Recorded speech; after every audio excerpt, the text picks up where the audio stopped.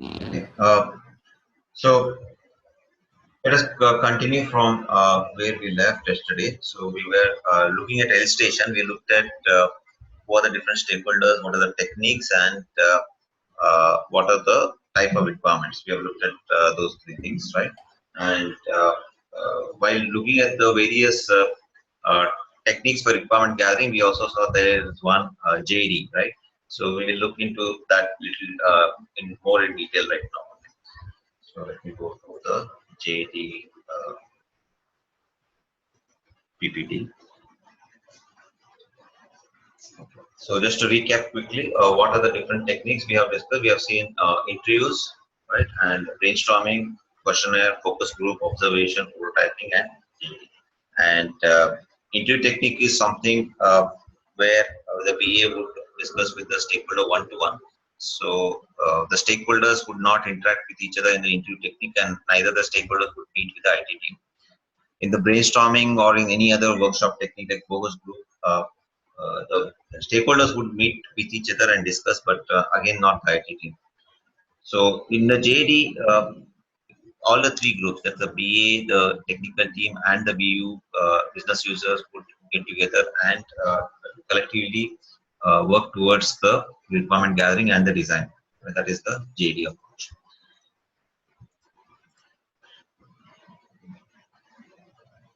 So JD is a methodology that involves both the client and the technical team, and it basically it's a collaborative approach where all these people come together to discuss the requirements and come up with the design together. The philosophy of JD is that people who are on the business side, as the business users, they are experts in their area, but they do not know much about the technology. And the same thing applies to the technical people. They know about the technology, but they don't know much of the business process. So both are specialists in the areas, and but there is an interdependency between these two groups. So the best approach would be a collaborative approach where both the teams get together and work towards a common goal. So that is the JD philosophy. And what happens in JD is, if I go back to the waterfall model, uh, in a typical waterfall model, your, let's say, a BA would interact with multiple business users and get the requirements, and the requirement gathering can take a few weeks, right? And after gathering requirements, they will analyze the requirements and they will find some mistakes and some conflicts, and they have to go back and resolve all that with the stakeholders. Once that is done, they will create a document and send it to the stakeholders. Again, the stakeholders will come back and with review comments, and then they have to again rework that document. So there are multiple steps happening there, and each step could delay the entire requirements gathering step or the phase.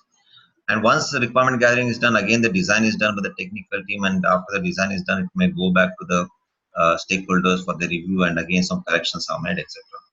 So you can see that quite a lot of time could be spent in these two phases, in the requirements and design phase, in a regular waterfall model when you're using interview technique. But JD says that involve the business user, the IT, and the BA together for the requirements and design, and in a few workshops complete the requirements and design. So in that way, what will happen is you complete the first two activities quicker, and you get into the actual product development faster, and it will eventually reduce the project completion time. So that is the one of the main advantages of JD. So that is the approach in JD. So it basically, in basic main aim is to reduce the project completion time, and of course, it also helps to improve the understanding of the project objectives, and it improves the commitment of the team members towards the project. JD originated sometime in the 70s and 80s, and it was mainly created during the in the IBM company. So there were a couple of people, Chuck Morris and Tony Crawford, who initiated this type of workshop.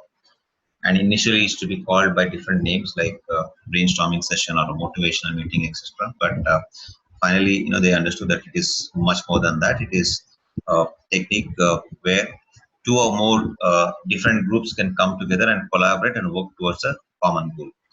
And if you see JD, Joe started with requirements gathering. They saw that they could use it for other phases of the project also. Like for example, during the testing, when the testers have to prepare test cases, then they could collaborate with the business users. They could get the business users together and testers, and they could collaborate to figure out what will be the test cases. So anywhere where you have two groups who have to work towards a common goal, then they can come together and collaborate.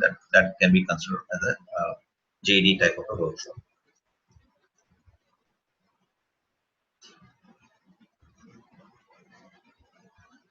One condition of JD is, of course, that people should be physically co-located. I mean, it's always preferable that the business user, the technical people, everyone is co-located and working from the common location so that they can have the workshop face to face. Of course, in modern context, that may be difficult.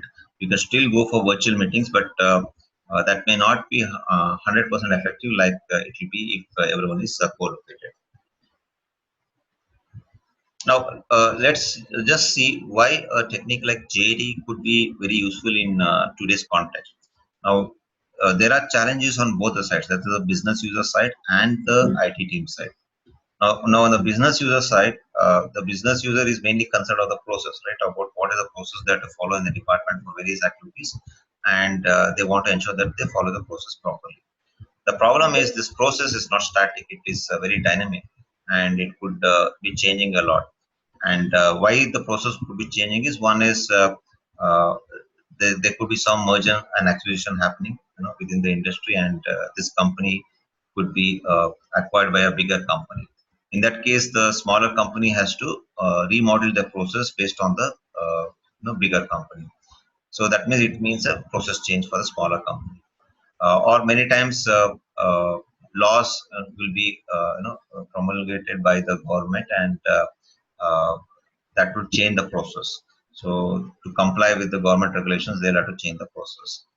And or if they are going to a new market to sell the products, then they have to follow the local rules, and they have to change their process accordingly.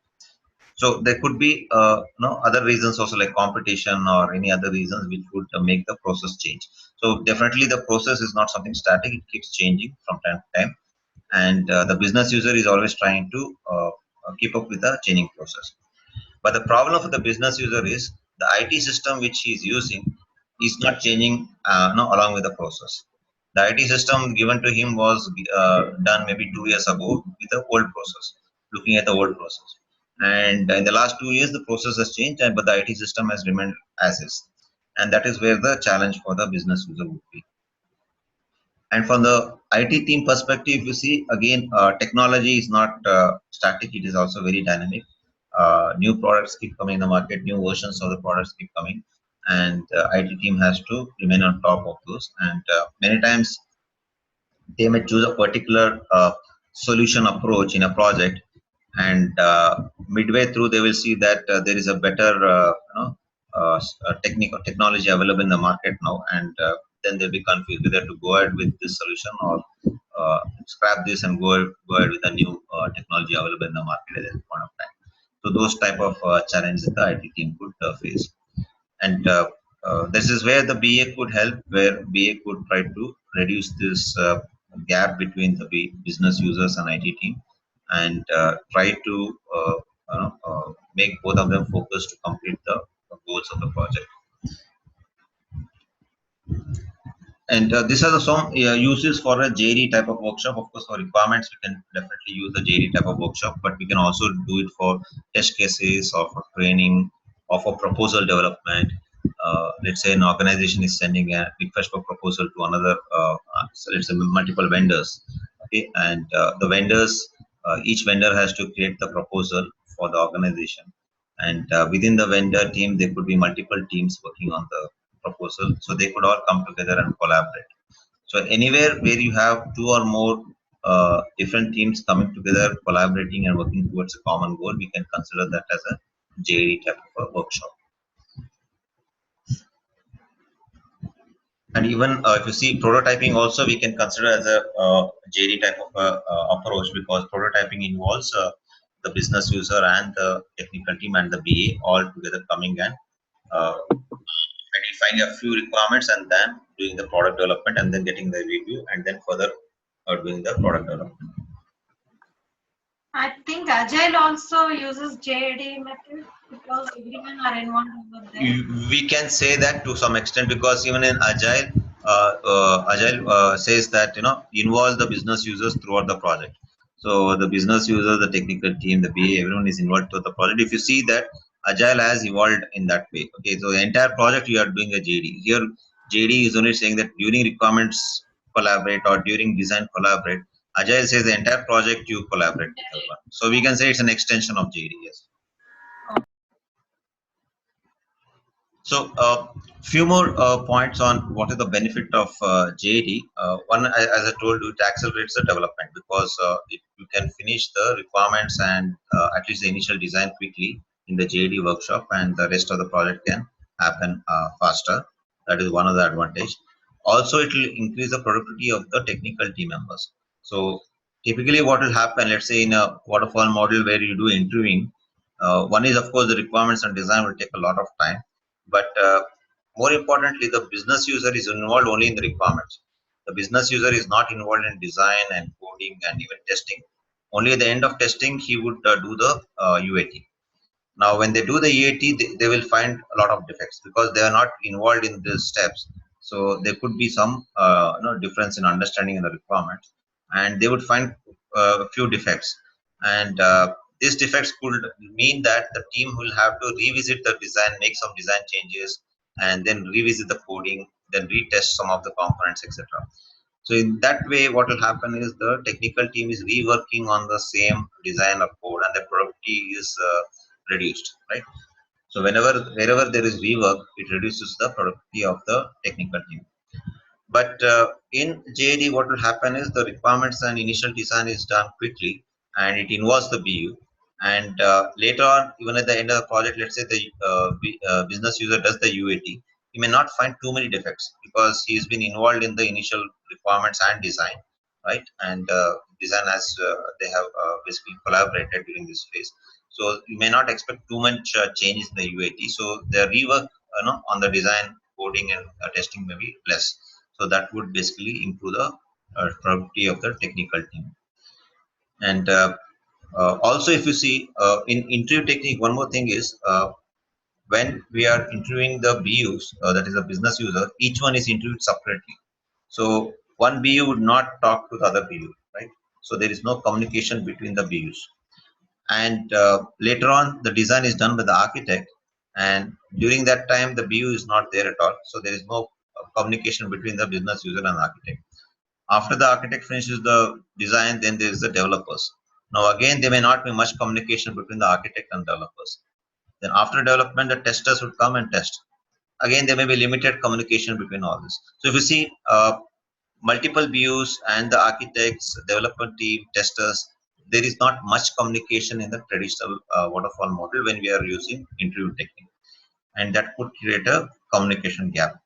Whereas JD says that you involve everyone here, right? So the BU, the business user, the architect, the developer, the tester, everyone is involved in the requirements gathering. So that means they communicate with each other at a very early stage of the project, and they can get a better understanding of the requirements when they communicate with each other.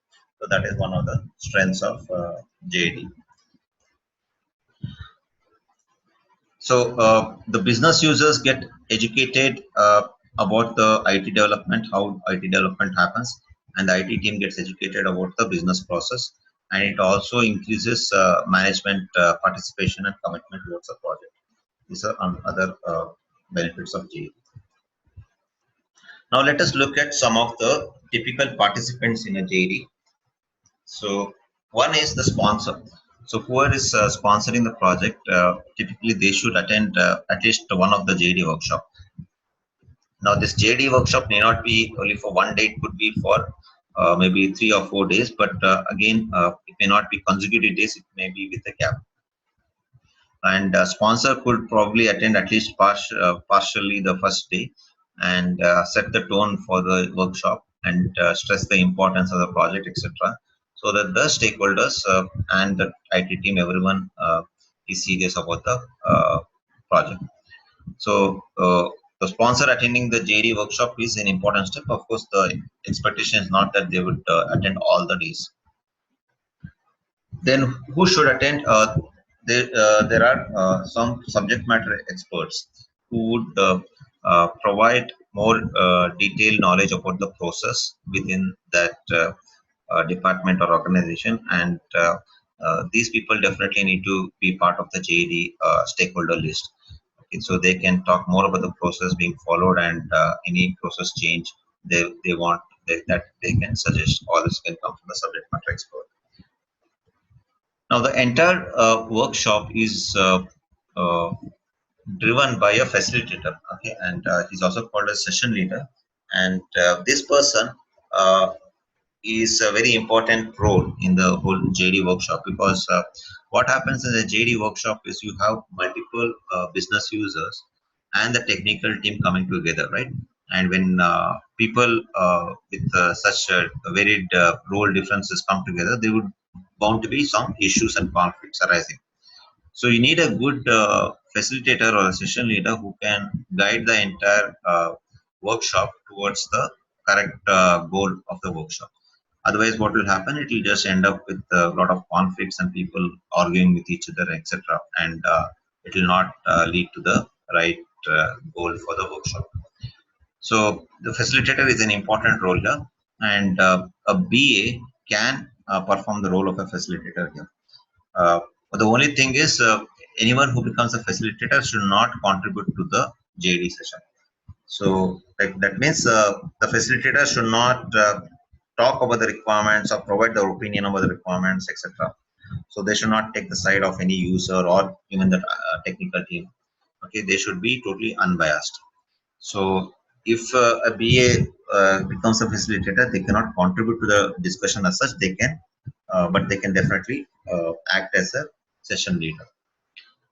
Now, if in a project there are more than one BA, then one of the BAs can take up the role of the facilitator. Other BA can do the regular role of a BA in the workshop. So, facilitator's role is to lead the group and facilitate the group dynamics and implement the chat process. Now, other important people who should be part of the JD workshop is the end users and the strategic users. End users are the people who are actually hands-on on the application. So let's say you're developing an employee payroll system.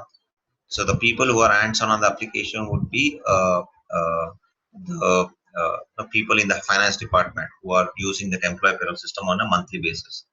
So those are the real end users. So they will tell exactly, what is the application they're using, and what inputs they provide, and what outputs they get, and what problems they see, what does not work, etc. So each and every small things they would be able to tell. And strategic users would typically be their managers, who may not themselves may not be hands-on on the application on a day-to-day basis, but still they are very well versed in the application, and they could also take decisions about which application they should have in the department, and if any decision needs to be taken to change the application, then they can take the decision. So those are the strategic users. So they would typically be the managers for this real end users, and both the people are required. So you need basically you need two main set of people. One is real end users who are hands-on on the application and able to give the minor details of the requirement. And second, the decision makers who can decide. Okay, suppose there is in the workshop it comes up that some process has to change. So the people who can decide then and there, yes, we can change this process. Those people should be there in that workshop. If the decision makers are not there in the workshop, then nothing will move forward. Then again, the workshop has to stop, and they have to go back and talk to those people, decision makers, and get their approval, etc. So these two set of people definitely has to be there as part of the GD.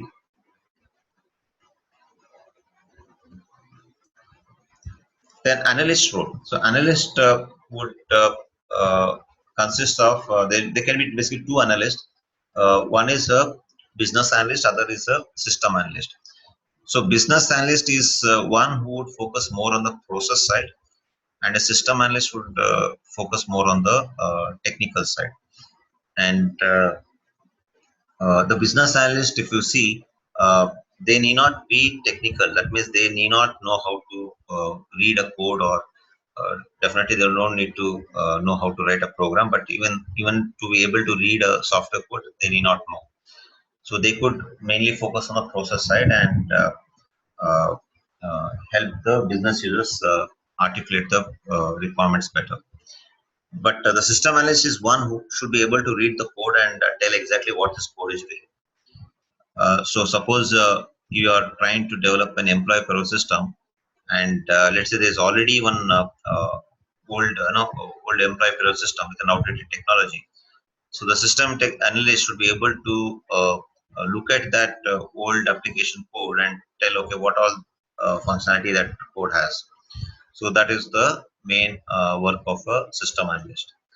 So both the analyst role could be applicable in a JD workshop, and both of them can be participating. And the BA further would should uh, record all the stakeholder decisions, whatever decisions are taken in the workshop.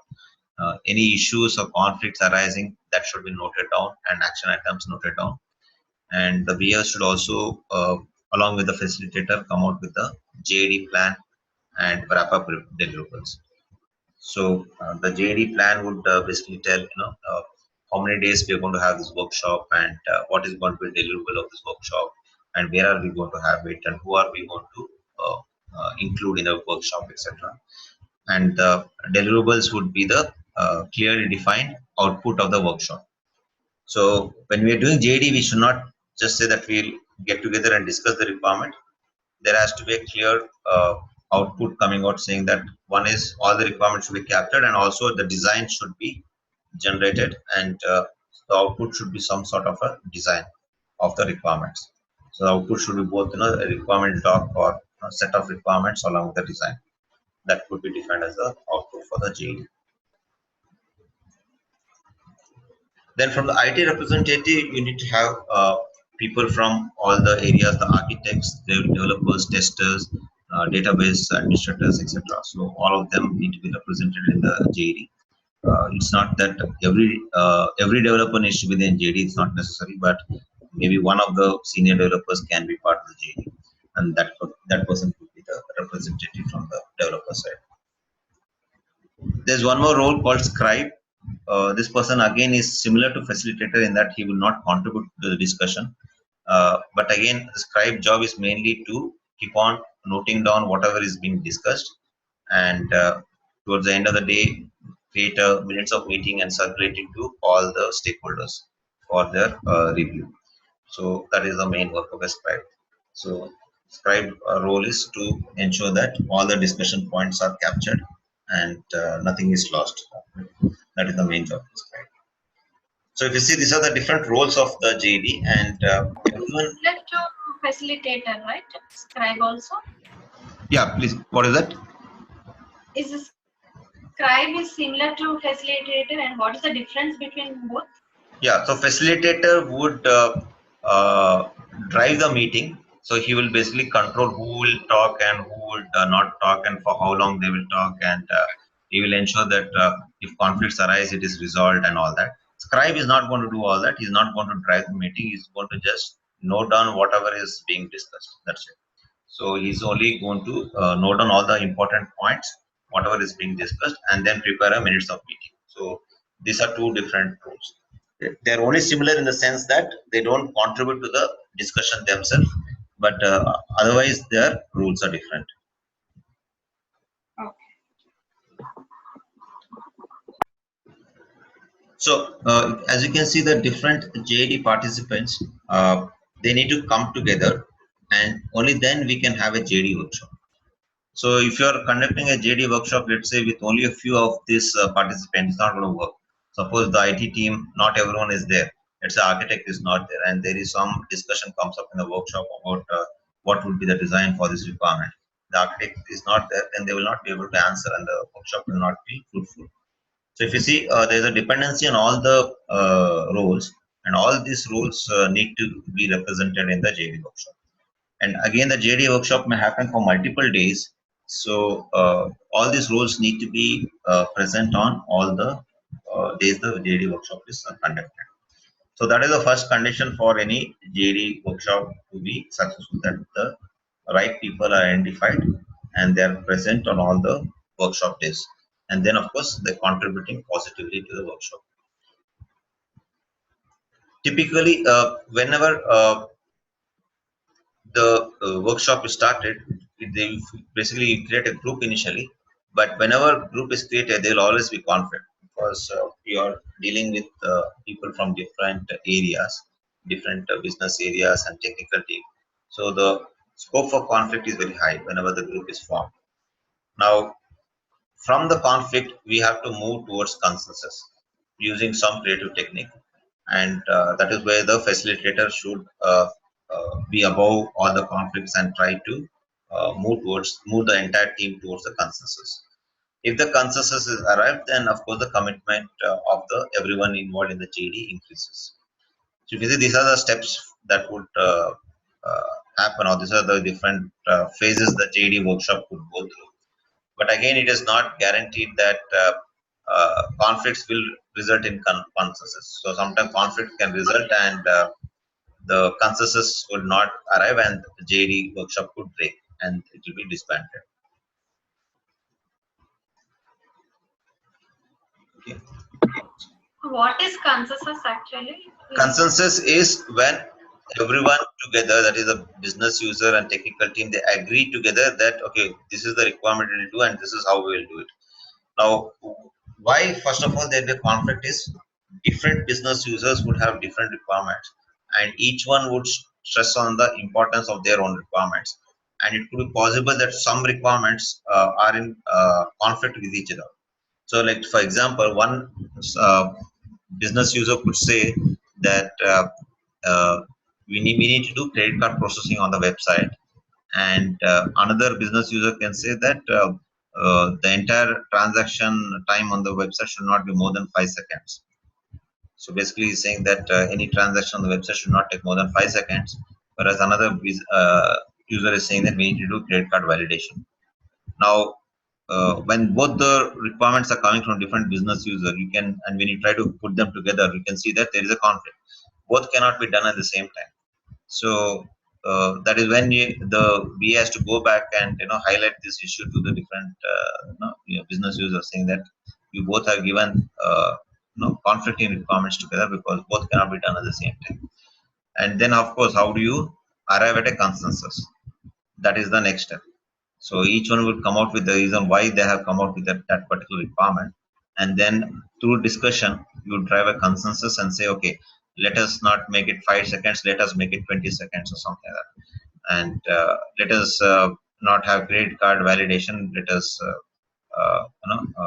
do something else, or maybe keep the credit card validation as a separate on a separate website or something. So they could come out with a solution to resolve this issue, right? So that is the consensus. That is different people who are having conflicts with each other, then mutually agree upon a middle path. It's neither extreme right or extreme left. We say a middle path we will follow, and that way both will be you know, uh, satisfied to some extent. So that is the consensus-driven approach that is required in JD workshop, and that consensus has to come by the facilitator. The facilitator has to facilitate the consensus. So definitely there will be differences between the people. Now, even between business users and technical team, there could be differences. The business user could ask for some requirement. The technical team would say that's very difficult to do. It's not possible. So again, we have to drive a consensus. So maybe the business user will change the requirement a little bit. Hello. Hello? Yeah, Hello. I think I got dropped. So I think we are back, right? Okay. Been Yeah. silent. And I'm going to mute all of you. Okay. Okay. So coming back to, let me share the screen again. I think the screen share is gone.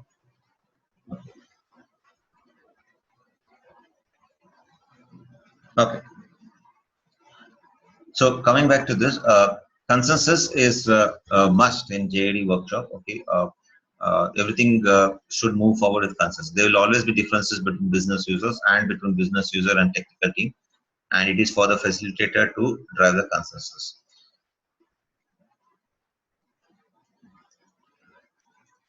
The JD plan, it will mainly consist of deciding who are all the participants for the JD workshop, how many days will be conducted, which location, and what will be the uh, uh, deliverables that we are expecting from this JD. So that is what will be there in the JD plan. And also it will have each session agenda. If you're going to have 3 days JD workshop, what will be the agenda for day one, what will be the agenda for day two, and agenda for day three. When can we say we can have a successful JD? These are some of the conditions or a guideline. One is facilitator should be good. Facilitator role is important in JD. That person has to uh, uh, handle the team members very well and give enough time to all the business users to talk about the requirements, and also for the technical team to analyze the requirements and come up with any concerns, etc. So properly the facilitator has to handle all the different people in the JD workshop and give them enough time to discuss the requirements, and also ensure that issues and conflicts are not becoming too big so that the JD workshop is cancelled or something like that. Second is sponsors commitment is very important. The sponsor has to show that the project is important, and they should show up in the JD workshop at least for one day, and that will show to the everyone in the JD workshop that yes, this project is important, and then only they will think of sparing that time for the JD workshop. If they see that nobody from the senior management is caring for this JD workshop, then they may not spare so much time for the workshop. And third point is, of course, get all the right people to participate and ensure that they're participating on all the days.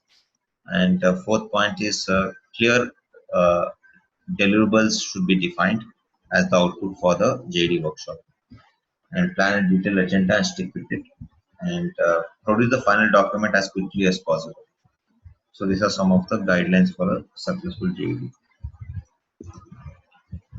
Some more points. Whenever if you get a chance to participate in JD, just to keep these points in mind, that there'll be a lot of people in JD, so you will have to listen when others speak and should not interrupt them, because time is of premium in a JD workshop. If you see that you're involving the time of so many people in a common workshop, and instead of being in the workshop, they could all be in their office space where they could be doing the regular day-to-day activities. Instead of that, they're coming to the workshop. So time should be not handled very carefully. Should be accounted for very carefully, and people should not waste time in any other discussion which is outside the scope of the project. And whenever issues come, it is for the scribe and the facilitator to keep track of it and resolve the issues one by one. Again, the JD workshops need not happen one after the other. There could be a gap between the workshop, and usually people have to uh, uh, do some activities between the workshop and come prepared with some data or some discussion points before they come for the next workshop. So all those things should be done. Only then we can think of the JD becoming successful. If people are not coming prepared for the JD workshop, again nothing will happen. And of course, the gap between the JD workshop should not be very huge. Otherwise, people would lose interest and lose track of what's happening, and it will not work out. And the most important point is the last one. Sometimes it may happen that one or two people are very, very dominating, and they could try to dominate the entire discussion. And that should not be allowed, because if that is allowed, then the rest of the team members would not feel that decisions are being taken by consensus, and it is that one person is taking all the decisions and enforcing it on the rest. So when decisions are not taken by consensus, the rest of the team members would not feel committed to go ahead with that decision or go along with that decision. So it's very important that everyone agrees to the common activity that they have decided to follow. So consensus is very important in the JD workshop, and this can be driven by the facilitator. At the end of the JD, we could ask a few questions to check whether the JD was successful. Uh, are the meetings well attended, and was the underlying problem identified and solved, and was the design came up, etc. Right. So those are some of the questions that can be asked. Shweta, your question is how right people are chosen for JD, on what basis? Again, like we said, these are the roles, right? The roles for the JD.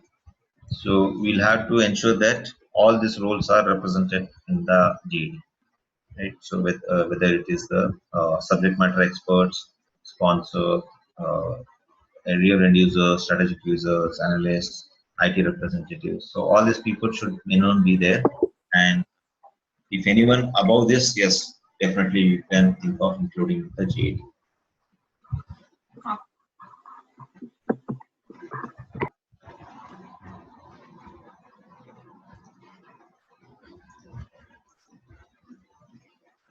Now, what are the reasons that JD could fail is, let's say sponsor is not committed. The sponsor is initiated the project, but they think that this project is not very important and they may not give any time for the JD or any other activity of the project. So that sends a signal to the different stakeholders, okay, this project is not very important. They may not want to spare the time for the JD. Secondly, the JD workshop does not have clear goals of what they want to achieve as part of the workshop. In that case, it will definitely fail.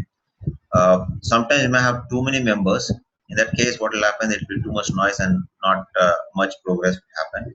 And also, some of the members would think that okay, uh, like if you have too many developers sitting in the JD, each developer will think, okay, why should I contribute in way the other developers are there? They will talk about the requirements. I will let me do my work sitting in the workshop.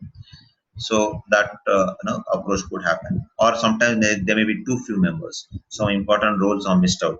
Like I said, architect or testers, if they are missed out, then any discussion point which requires the involvement of architect or testers, that point will not go forward, and that would basically hold back the entire discussions. And sometimes decisions are taken in the JD and they need to be communicated to other managers outside who are not part of the JD. So that needs to be done as as a outside activity. If that is not done, it might cause a problem later on. Timeless should be kept. That means if your JD is planned from morning 9 to 1, then people should turn up at 9 and vacate at 1. So they should not come late and go late or extend the times whatever was earmarked for the JD. Another very important point is project theme. Now, when the business users and technical team they all get together, there is a possibility that the business user starts talking about some requirement which is not relevant to the current project. So they may start talking about requirement for something else, or maybe there are multiple projects going on at the same time, and they may start discussing the other requirements which are not relevant to the current project. In that case, uh, that will be a waste of time of this JD to discuss about requirements of some other project, and that should be avoided. Meetings need to be well facilitated. If the facilitator is not good, then again there is a chance that JD would not work out. And if people are not coming prepared for the meetings, they're not doing the activities they're supposed to do between the meetings, then nothing will get accomplished. And of course, the last point is again that one or two people dominate the discussions and they force their decisions on others, then definitely it's not going to, the JD is not going to work out. Venkat, for all these pitfalls, how Yeah. much the BA is held responsible? Because these many of the responsibilities here are, I think, they come under the BA. Uh, yeah. So if you see in this JD, it is not only the BA. If you see the planning and everything is done by the facilitator plus the BA plus the project leader, that is the project manager. So it's a combined responsibility. You cannot expect the BA to do everything here. Like for example, if the facilitator is not doing the job properly, what can a BA do? BA cannot do much of that, right? So BA can only perhaps ensure that the objectives of the session are very clear to everyone, and uh, the right people are chosen, etc. Now, if timelines are not being kept, that is more for the facilitator. So facilitator has to ensure that everyone is coming on time and sticking to the agenda, and project trip is not happening. People are only talking about this project, etc. Or someone is not dominating the discussion. The BA cannot do anything about it. If someone starts dominating the discussion, the BA cannot do anything about it. It's for the facilitator. So you see, a lot of this has to be controlled by the facilitator rather than the BA. And in that case, the BA could only ensure that the goals and objectives are clear, and he's selected the right members to come for the JD. So these are the two things the BA could focus on.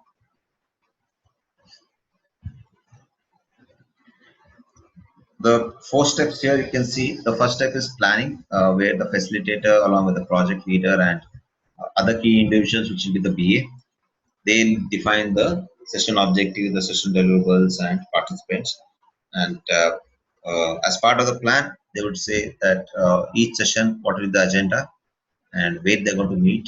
And also, the agenda is sent to the stakeholders well in advance so that they block the calendar and they come prepared. So here are the typical team members who would attend a JD workshop.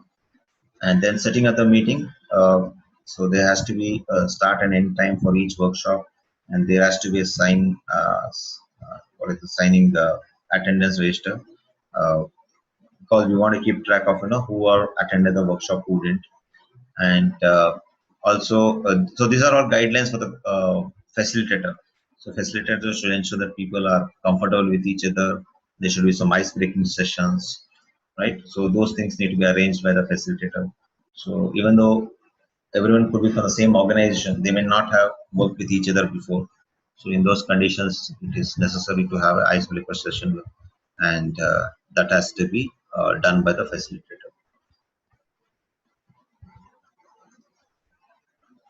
Running the meeting, when the workshop is happening, the facilitator should ensure that everyone introduce themselves and what is their role in the project, etc.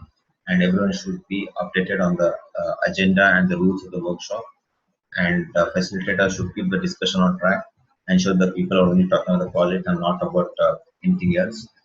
And each stakeholder could be given some limited time to talk about the requirements, and everyone should stick to that time. So whatever the agenda time is there, that should be strictly followed. And every hour or so, the facilitator could summarize what they hear. They could take the help of the scribe here, and they should also encourage participation from all people in the JD. Sometimes it may happen that some people are not very comfortable in talking in a group, so they should be encouraged so that they can give their inputs. And also, it is not necessarily the same person is the facilitator for all the JD workshops.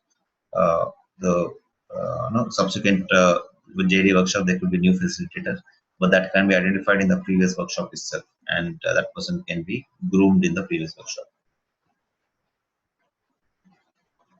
And at the end of the JD workshop, it is a good idea to summarize all the details of the meetings and a minutes of meeting created, maybe with a scribe, and he can include who all attended the meeting and what was discussed and what are the action points and what are the issues and conflicts which have arisen.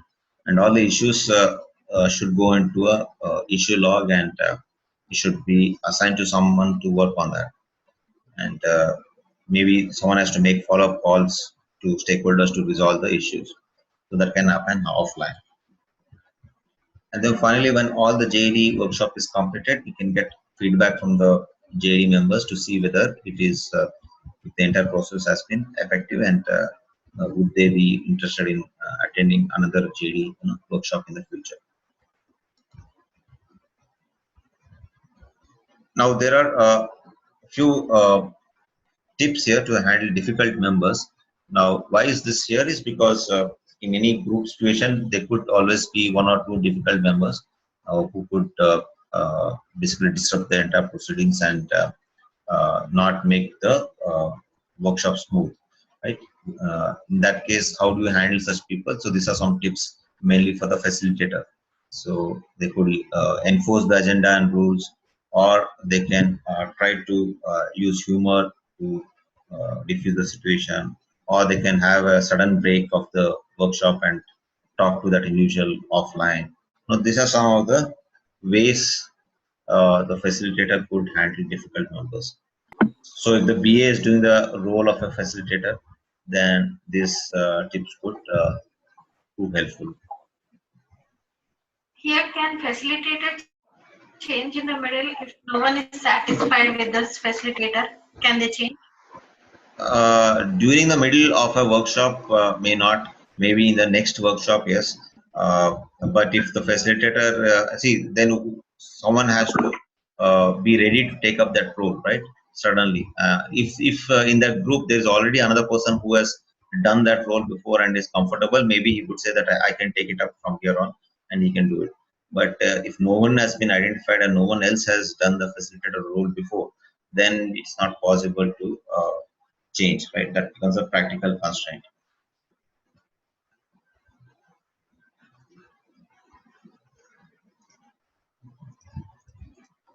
So, in summary, JD enhances communication between business users, technical team, and it drives consensus. So this is very important. It should be a consensus-driven approach, and no person or group should dominate and enforce their requirements or rules on others. And JD, if it's done properly, can reduce the total development time of the product, and it can also reduce function creep because uh, during the JD workshop we are very clear on what is part of the scope and what is not part of the scope. So later on, changes should not come much. There should not be too many changes that we can add this. So function creep is basically addition of functionalities which are not there in the original list of requirements, and this function creep could happen directly from the customer side to the development team without the BA knowing about it. So this is something that the BA has to always be careful about. That is the scope creep or the functional creep. So again, in the JD workshop, if a JD workshop is conducted, the chances of scope creep is reduced because everyone has been involved together. And going forward, also, it is possible that the BA is involved in any discussion for changes for the requirements, and it will also help in improving the productivity of the team members, and it will help the project team get focused and stay focused on the project work. So in conclusion, JD application process is beneficial in the HTLC model, especially any waterfall. See, when you're doing waterfall, you can definitely go for JD. So it is not that JD cannot be done in a waterfall model. It can definitely be done in a waterfall model. So in a waterfall model, you can go for interview technique or JD technique or observation. Any technique you can go for in the waterfall model.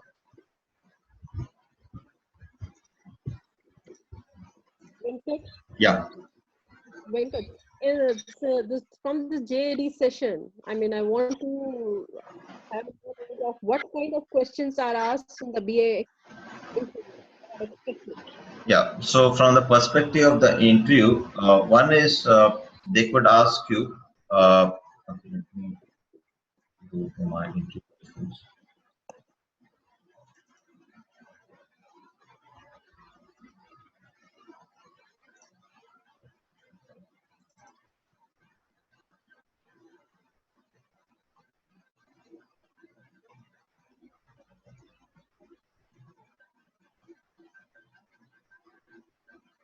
See, one is how do you normally gather requirements from end user? This could be a generic question, and normally you would answer saying that you would use interview technique to interview each and every stakeholder separately. But as a further, you can say that if there are a lot of stakeholders and they're all located in the same place and the technical team is also there, then we can think of doing a JD because if there are too many stakeholders and if you're planning to do an interview with each of the stakeholders, then it might take too much time. So you may go for a JD session where you include all the stakeholders, the technical team, the BA, and within a few days you could gather the requirements and do the design also. So that would be your approach, right? So your answer could be if there are a lot of end users then you could go for workshop technique like JD. Else, if there are less number of end users, you could just go with a regular interview technique. So they may see in an interview they may not ask very specific question about JD. Okay, what are the roles in JD and those things, but they will be more asking like what when you would you use a JD, when you would use an interview, or what are the different techniques for requirement gathering, and in which situation you would use an interview or JD or any other technique. That is the type of question they can expect. So because since this is more of a kind of a communication, and so it is not a technical skill. So there might be some situations which are a little bit tricky, and the stakeholders they are not agreeing. So can you think of something and share with us something as an experience? No, your voice is not clear. I'm not able to hear. Can you please? Yeah, this is more of a communication and it's not a technical skill. It is a personal skill. So can you share us with some case where it is difficult to handle the situation, like if the stakeholders they are not agreeing, or there is a discussion between the project managers and the stakeholders? No, I'm not getting your question. My question is, since this JD is, I think it has got a lot of importance to the project. So can you share with us some case where it is difficult to handle or to continue the JD further? How to handle the situation, like if the stakeholders. Okay. You say some situation where the JD is difficult to continue with the JD. That's what you're saying. Right. Yeah. Right. So I think we can. There could be situations. Definitely, there will be situations like that. So, for example, like I said, if you see this is the process step, right? Now, suppose there are some conflicts arising between the users or the users and IT, and it's not possible to resolve the conflicts. Then the JD could terminate. Then we can say that we cannot proceed ahead. So maybe in the first workshop itself, it could be seen that there are a lot of conflict between the different stakeholders, and it may not be actually be good to go ahead with the JD. It's better that the VA would engage with each of the stakeholders separately. So in fact, before even getting into a JD workshop, some preliminary groundwork has to be done by the BA to see, whether uh, JD is a suitable technique or not for this type of a project. So they could discuss with the sponsor and the main customer and see whether, first of all, whether the different stakeholders required for the JD, whether they can spare, 4 hours or 8 hours continuously for the workshops. Secondly, whether is there a potential for too much conflict between the stakeholders and the team or etc. Then they may say that okay, it may better not go with JD. If they don't see too much of conflicts between the stakeholders, then they can say yeah, we can definitely go for JD. So it's all about whether there is a potential for conflict between the users, and if it is, then BA could say that let us not go with JD, let us just go with the regular interview. Okay.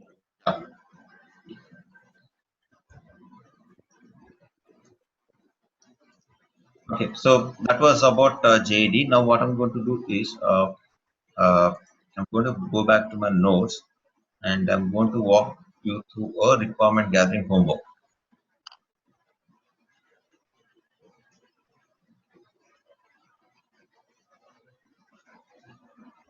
So this is on page 16 of your notes. Okay, so there is a one-page case study, and there are 4 questions on that. Okay, so let me go through the case study first, explain you what is this case study, and uh, then I will go through the questions. So you can see the case study is about ABC Healthcare Company, and it is headquartered in Houston, and they manufacture drugs and health supplements. Now they have initiated a project to upgrade their employee payroll system, and they've given it to another company called XYZ Software. Now XYZ has created their project team with a project manager, business analyst, and other team members. And the next job is for the business analyst to do the requirements gathering.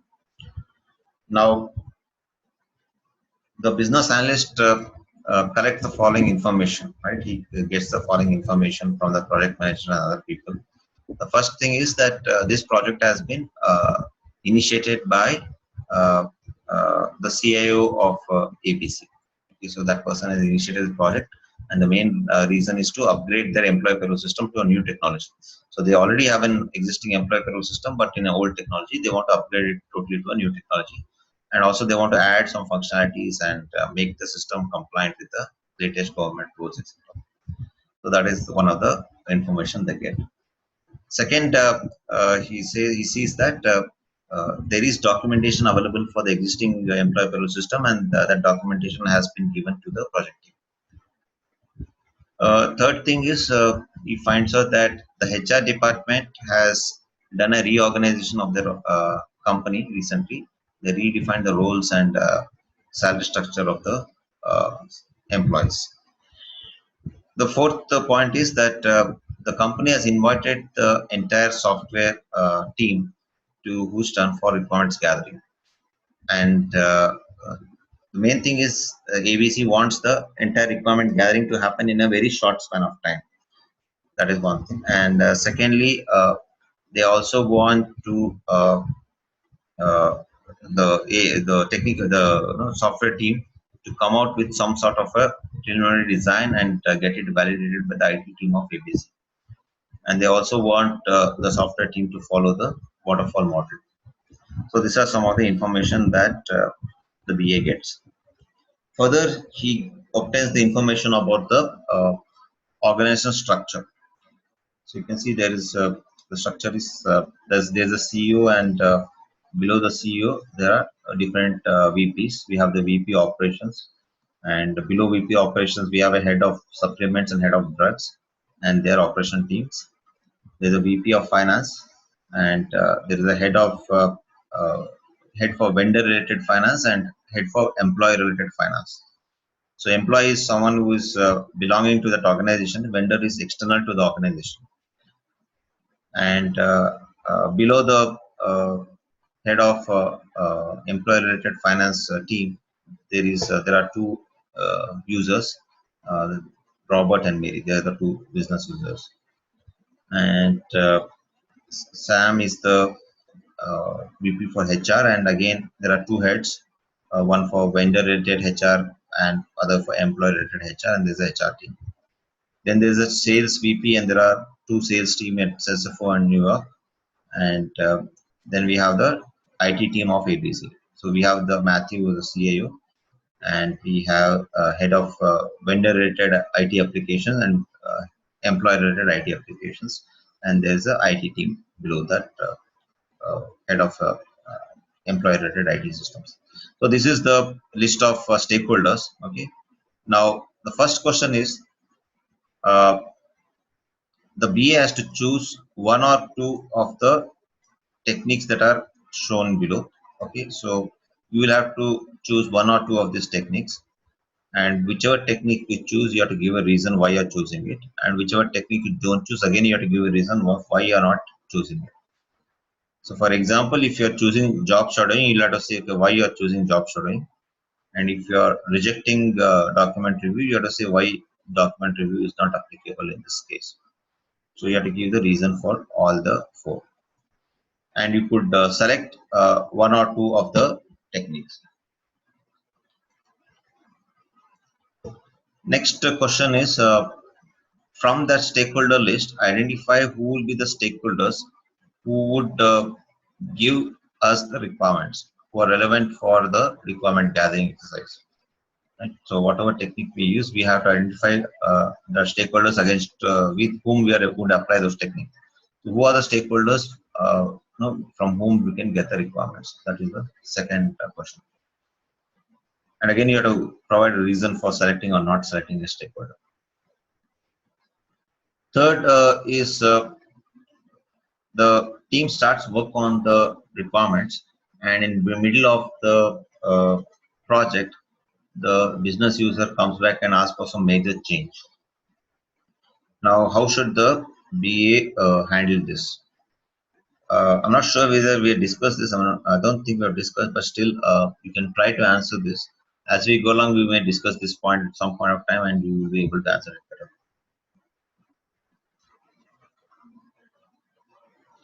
The fourth point is at the end of the project, there's a UAT, that is a user acceptance testing, and the BA is doing the UAT along with the business user.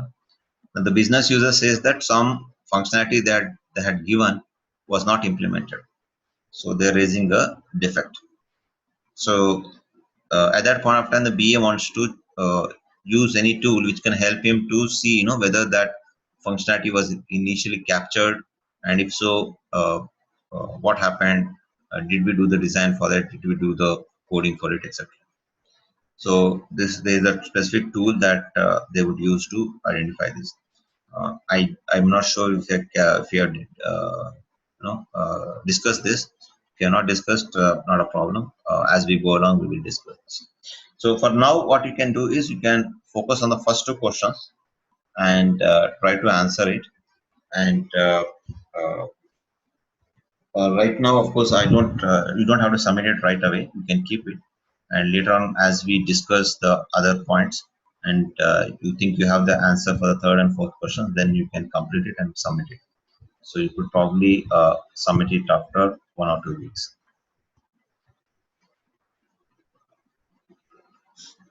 Any queries on this?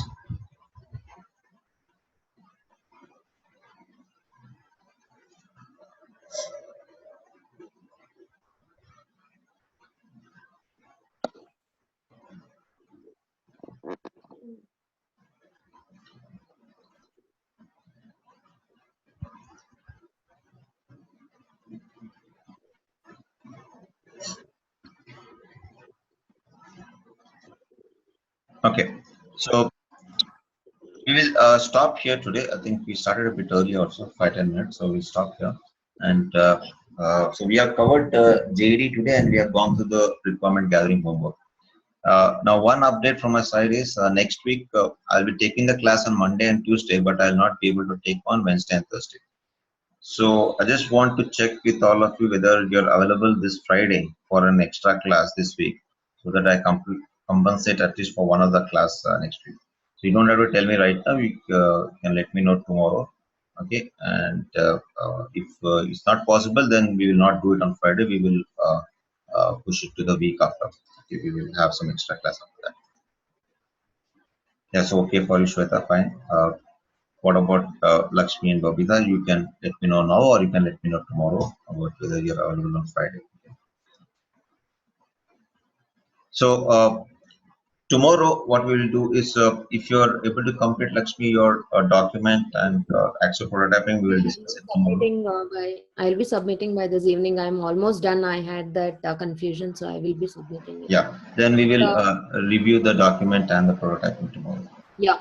If there is like class on Friday, can we do it little earlier so that it would be convenient, because I'm taking another classes, so it is on Saturday and Sunday. So yeah, so I mean, you see, if it is not convenient, we will not do on Friday. We will schedule it for some other. That's not a problem. if we can move it 1 hour ahead, then like I think no, I don't think it will be convenient for others. So see, if it's not possible for you, we will not have it on Friday. We will.